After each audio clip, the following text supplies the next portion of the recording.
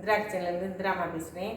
இன்றைக்கி நம்ம வீட்டில் என்ன குழம்புன்னு பார்த்தீங்கன்னா, அதாவது கோலா உருண்டை குழம்புங்க. அதாவது பருப்புல வந்து மட்டன் குழம்பு மாதிரியே இருக்குங்க.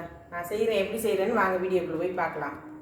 கடலை பருப்புங்க ஊற வச்சு வச்சுருக்கேன். ஒரு கப்பு எடுத்து ஊற வச்சு வச்சுருக்கேன். நல்லா ஒரு 2 ஹவர் ஊறிடுச்சு. ஒரு 4 வரமிளகாய் ஒரு ஓரம் பக்கட்டு. இந்த தண்ணி இல்லாமல் இதில் மிக்சி ஜாரில் போட்டுக்கிறோங்க. தண்ணியே இருக்கக்கூடாது.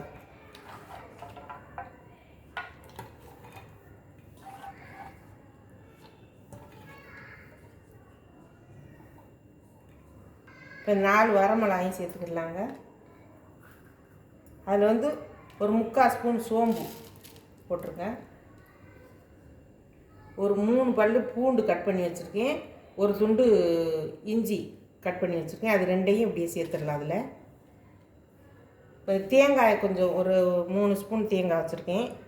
3 ஸ்பூன் அளவு தேங்காய் திருவி வச்சுருக்கேன். அதையும் இதில் சேர்த்துடலாம். இந்த மாதிரி செஞ்சு சாப்பிட்டு பாருங்கள், அருமையாக இருக்குங்க. மட்டன் கோலா உருண்டை குழம்பு மாதிரியே இருக்கும். சூப்பராக இருக்கும். அரைச்சி எடுத்துகிட்டு வந்துடல. இந்த மாதிரி அரைச்சிருங்க. ரவை பக்குவத்துக்கு அரைச்சிடணுமா, அதாவது பருப்பே இருக்கக்கூடாது. நம்ம வந்து உருண்டை குழம்புக்கு வந்து கொஞ்சம் அரை பருப்பெல்லாம் இருக்கும், அந்த மாதிரி அரைப்போம். இது வந்து கொஞ்சம் நைஸாக அரைச்சிருங்க. குழம்பு வந்து இது நல்லா கறி குழம்பு மாதிரியே இருக்குங்க. சாப்பிட்றதுக்கு அவ்வளோ டேஸ்ட்டாக இருக்கும். நான் எப்படி செய்கிறேன்னு பாருங்கள் கவனமாக.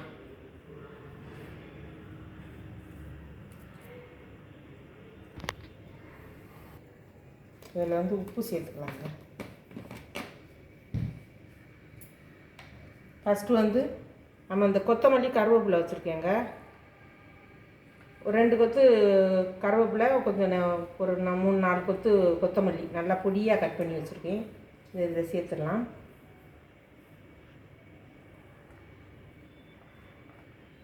ஒரு பெரிய வெங்காயத்தில் 2 பல்லாரி வெங்காயம் கட் பண்ணி பொடியாக கட் பண்ணி வச்சுருக்கேன். அதை சேர்த்துடலாம். 2 வெங்காயம் அளவு. 1 கப்பு கடலைப்பருப்புக்கு வந்து 2 வெங்காயம் அளவு போடுங்க. பச்சை மிளகா வந்து 2 பொடியாக கட் பண்ணி வச்சுருக்கேன். அதையும் இதில் சேர்த்துடலாம்.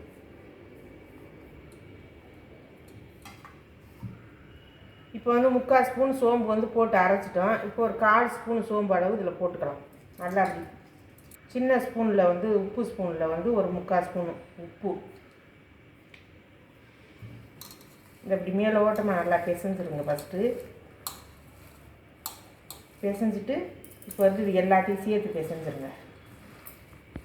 இப்போ எண்ணெய் காஞ்சிடுச்சுங்க. இந்த மாதிரி ஒரு லெமன் சைஸு இந்த அளவு உருட்டி இப்படி போட்டிருப்பேன்.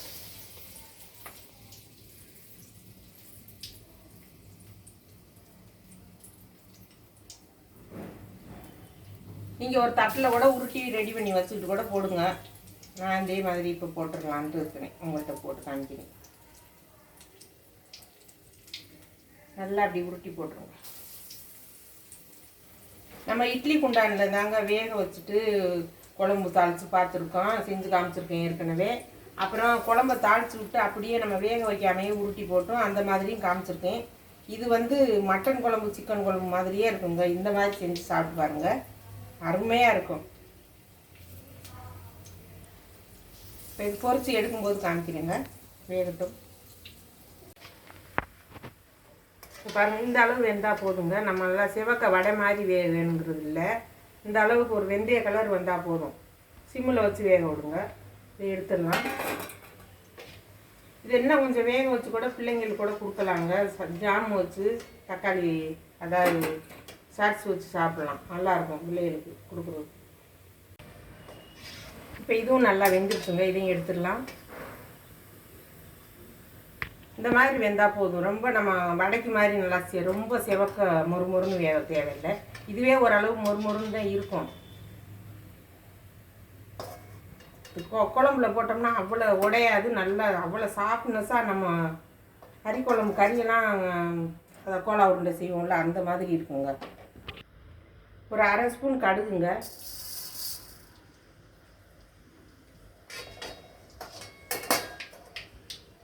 கடுகு பொரியட்டும். சோம்பு வந்து ஒரு 1/4 ஸ்பூனு. வெந்தயம் வந்து ஒரு 1/4 ஸ்பூன்.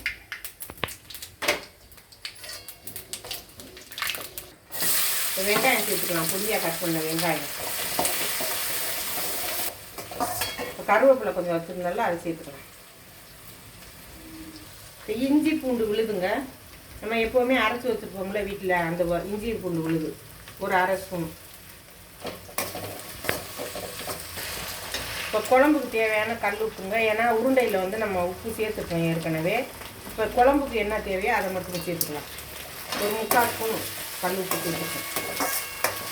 இது நல்லா வதங்கிட்டு பாருங்க, இந்த அளவு வதங்கினா போதும். மஞ்சத்தூள் வந்து ஒரு அரை ஸ்பூன் சேர்த்துக்கலாம்.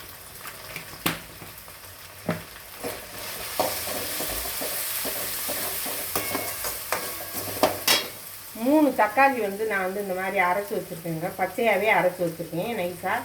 இது சேர்த்துக்கலாம். ஒரு ஓட்டிடுங்க. அது வந்து இந்த விதையெல்லாம் அரை விட்டுருச்சுன்னா உங்களுக்கு நல்லது, தோலாக இருக்காது பிள்ளைங்க சாப்பிட்றதுக்கு.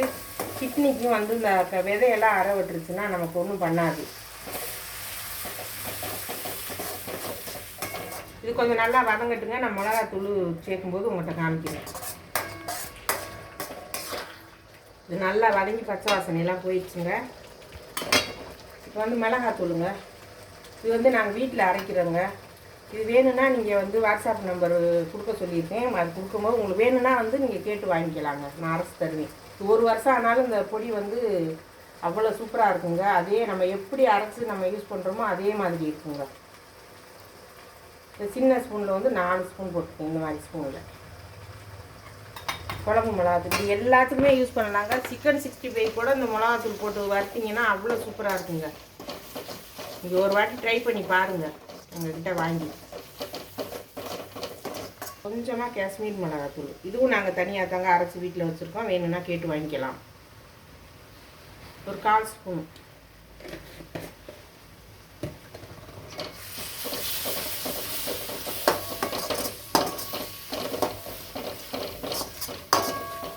நல்லா இந்த மாதிரி எண்ணெயிலே போட்டு நல்லா கிளறிட்டு, இப்போ புளி வந்து ஒரு லெமன் சைஸ் வந்து ஊற வச்சு கரைச்சி வடிகட்டி வச்சுருக்கேன், அதை இன்னொரு வாட்டி வடிகட்டி இதை வச்சுக்கலாம்.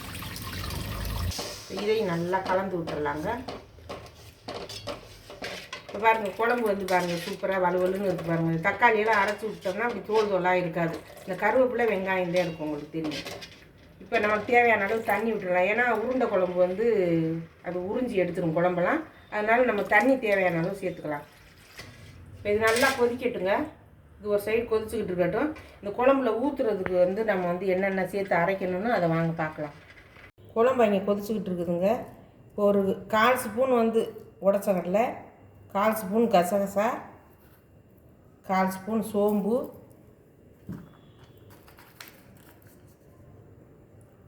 ஒரு 5 முந்திரி, சின்ன ஒரு இலை, சின்ன பீஸ் இலை, இலை, இந்த கல்பாசி பூ, பட்டை கொஞ்சம், அதாவது ஸ்டார் பூ 2, அதாவது கிராம்பு, இதையும் இதில் சேர்த்துடலாம்.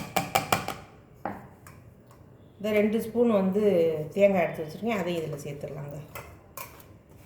இது லாஸ்ட்டாக குழம்பு இறக்க போகும்போது நல்லா நைஸாக அரைச்சிட்டு ஊற்றிடுங்க, அவ்வளோ சூப்பராக இருக்கும்.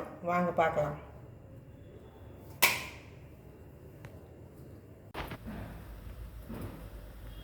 வாங்க, நல்லா குழம்பு கொதிச்சிருச்சுங்க, வாங்க பார்க்கலாம். இப்போ வந்து நம்ம இந்த உருண்டைகளை எல்லாம் சேர்த்துக்கலாம். அடுப்பை கொஞ்சம் சிம்மில் வச்சுட்டு குழம்பு கொதிச்சுக்கிட்டே இருக்கட்டும், நம்ம இதை சேர்த்துடலாம்.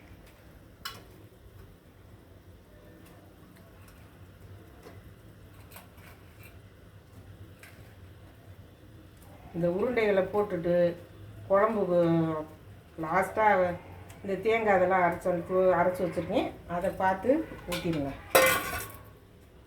இந்த அரைச்சி வச்சுருக்கேன் பாருங்கள், இந்த அளவுக்கு அரைச்சிருங்க போதும். இப்போ இதையும் இதில் சேர்த்துடலாம். லைட்டாக அதை இப்படி கலந்து விட்டுருங்க. ஒரு கொதி வரட்டும், கொத்தமல்லி தூவும் போது நான் காமிக்கிறேன். குழம்பு நல்லா கொதிச்சிருச்சுங்க, இது போதும். இந்த அளவு வர நல்லா திக்காக இருக்குது பாருங்கள், இந்த அளவு இருந்தால் போதும். இப்போ வந்து கொத்தமல்லியை தூவிடலாம். கொத்தமல்லி தூவிட்டு உனக்கு வேறு பாத்திரத்தில் மாற்றிட்டு உங்கள்கிட்ட காமிக்கிறேன். இப்போ வந்து சைவ கோலா உருண்டை குழம்பு ரெடி ஆயிடுச்சுங்க. பாருங்கள், இதே மாதிரி இந்த அளவுகளோடு நீங்கள் செஞ்சு சாப்பிட்டு பார்த்துட்டு பிடிச்சிருந்தேன்னா லைக் பண்ணுங்கள், ஷேர் பண்ணுங்கள், சப்ஸ்கிரைப் பண்ணுங்கள், பெல் பட்டனை கிளிக் பண்ணுங்கள், எனக்கு சப்போர்ட் பண்ணுங்கள். எல்லோரும் சப்ஸ்கிரைப் பண்ணுங்கள். நன்றி, வணக்கம்.